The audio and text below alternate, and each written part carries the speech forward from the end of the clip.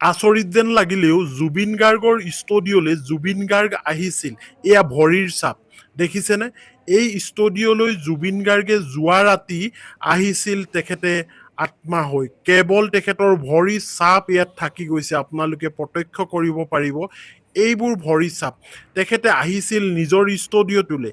কেনেধৰণে কাম চলিছে, কিয়নো ৰৈ ৰৈ বিনালে আপোনালোকে গম পায় এখন ৰিলিজ হ'ব আৰু তাৰ কাম দ্ৰুত গতিত চলি আছে আৰু বহুত আশা থাকি গ'ল এই জুবিন গাৰ্গৰ।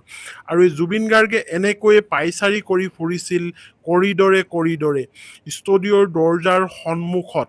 হয়, এই ৰৈ ৰৈ বিনালে বহুত আশাৰে আচলতে তেওঁ ৰৈ আছিল এখন ৰিলিজ কৰিম, কাম কৰিম বুলি। কিন্তু তেখেতৰ আশা পূৰণ নহ'ল। তেখেত ইহ সংসাৰৰ পৰা বিদায় মাগিবলগীয়া হ'ল আৰু এতিয়া এনেকৈয়ে তেখেতৰ আত্মাই পাইচাৰি কৰি ফুৰিছে আৰু তেখেতৰ ভৰিৰ চাপ এতিয়া সকলোতে বিদ্যমান হৈছে। এয়া চাওক, তেখেতৰ ষ্টুডিঅ'ৰ কৰিডৰে কৰিডৰে মজিয়াত এই ভৰিৰ চাপ থাকি গৈছে। এয়া যোৱা ৰাতিৰ ঘটনা।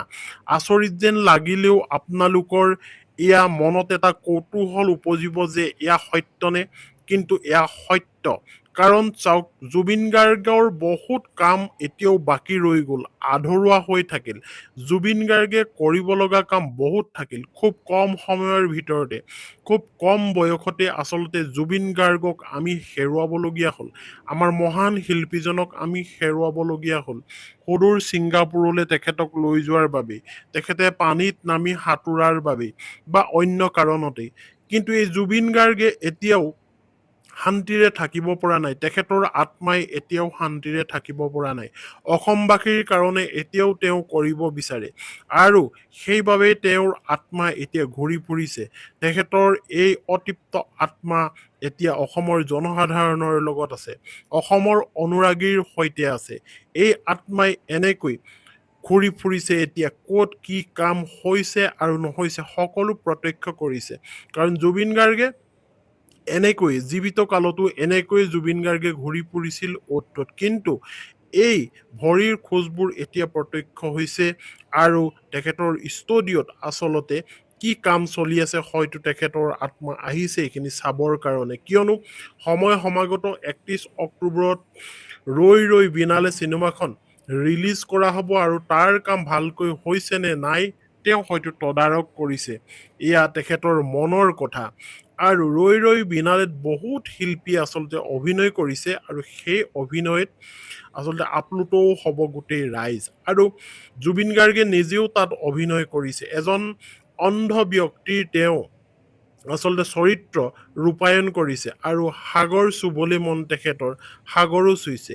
কিন্তু এই জোনালীস্থিত এই ষ্টুডিঅ'টোত তেখেতে আচলতে খুব মৰমৰ আছিল আৰু সেইটো কাৰণে আহি তেওঁ ইয়াত বিদ্যমান হৈছে। এইটো যোৱা ৰাতিৰ ঘটনা আৰু এই ঘটনাত এতিয়া হতভম্ব হৈ পৰিছে ৰাইজ।